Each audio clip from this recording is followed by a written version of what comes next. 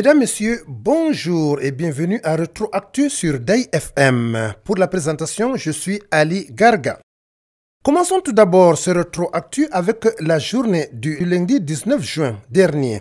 La communauté internationale célébrait la journée mondiale de lutte contre la drépanocytose. Faut-il le rappeler que cette maladie fait rage au Cameroun car l'on enregistre près de 4000 morts chaque année. C'est une maladie héréditaire. Au cours des assises de cette journée célébrée dans notre pays ce 19 juin dernier, sensibilisation et dépistage ont été les mots primordiaux et prioritaires pour les autorités camerounaises.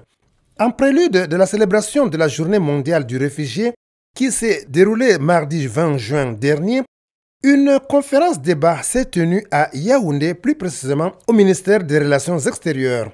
Et la journée a été célébrée partout dans le pays mardi 20 juin 2023 dernier. Ce fut la 23e édition et le thème choisi fut « De l'espoir loin de chez soi ». Ils sont près d'un demi-million à être accueillis. Voilà pourquoi le Cameroun demeure le meilleur pays en termes d'accueil des réfugiés. Ils viennent de la Centrafrique, du Nigeria et du Tchad. Dans le Mayo Tchanaga, à Minawao, ce fut le clos des manifestations lancées depuis le 16 juin devant l'esplanade des services du gouverneur de la région de l'extrême nord, pour qui toutes les dispositions ont été prises et mises en place au camp de Minawao pour le bien-être des réfugiés. Mercredi 21 juin 2023, s'est célébrée la Journée mondiale de la musique. C'était la 42e édition célébrée au Cameroun sous le thème « Musique, facteur d'éducation artistique et culturelle pour la consolidation de l'unité nationale ». Un concert géant de musique s'est produit ce jour-là dès 16h au Centre culturel camerounais. C'est ainsi que dans les autres régions du Cameroun, beaucoup d'artistes, anciens comme nouveaux, débutants comme aguerris à la chose musicale, ont célébré cette journée à leur manière, avec des meetings par-ci et des concerts par-là. Tous ont souhaité l'unité, l'entente et la cohésion, car sans ces mots d'ordre, avancer en rang dispersé et sans entente mène sur un chemin sans issue. Le ministre de l'économie, de la planification et de l'aménagement du territoire, Al-Lamine Ousmane, a présidé à l'hôtel Hilton de Yaoundé le comité de pilotage du cadre de coopération Cameroun-Système des Nations Unies. Il était 9h ce 21 juin 2023.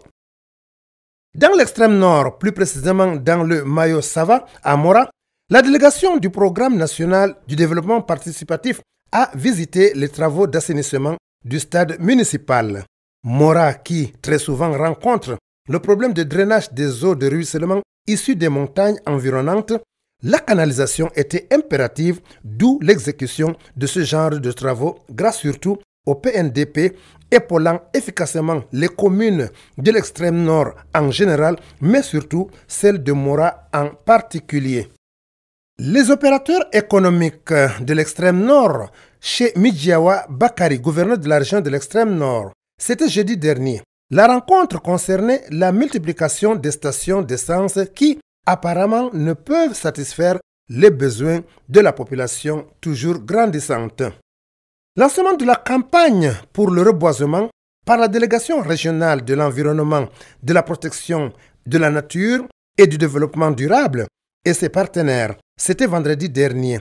Vous n'êtes pas sans ignorer que le désert avance à grands pas et que les autorités y mettent bouchée double au niveau de la sensibilisation de la population à l'utilisation abusive et sans contrôle du bois de chauffage à travers l'abattage des arbres dans la brousse et même autour de nos habitations.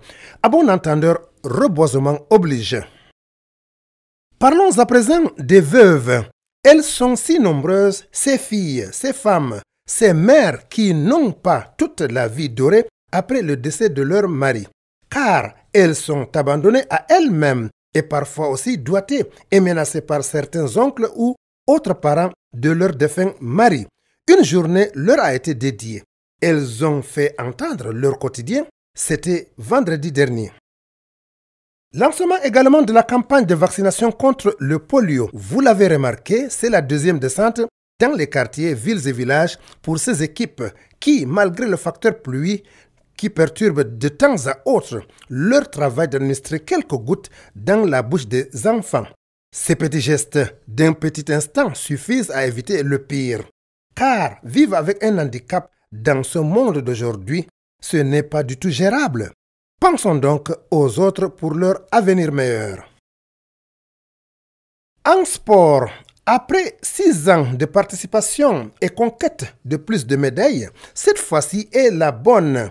Première en classement général, la région de l'extrême nord remporte plusieurs médailles en or, argent et bronze. Dès leur retour, ils sont allés montrer leur butin au numéro 1 de la région de l'extrême nord, Midjawa Bakari, qui s'en est félicité et encouragé des différentes disciplines sportives que regorge la région de l'extrême nord en général à plus de moissons possibles. Car, dit-il, que nous disposons de meilleures potentialités en matière sportive. Comme cela a commencé, eh bien, un seul mot, continuer. En perspective, la fête du mouton s'annonce déjà dans les prochains jours et nos pèlerins sont tous prêts à accomplir les rituels du Hajj comme prescrit dans l'islam. Les autres musulmans du monde entier s'apprêtent également avec l'achat des bêtes à immoler, pour certains le jeûne de 9 jours et pour d'autres seulement le 9e jour correspondant à la montée par les pèlerins au niveau de la Mecque du mont Arafat. Toute religion recommande d'abord la spiritualité d'avant la festivité. Qu'Allah accepte.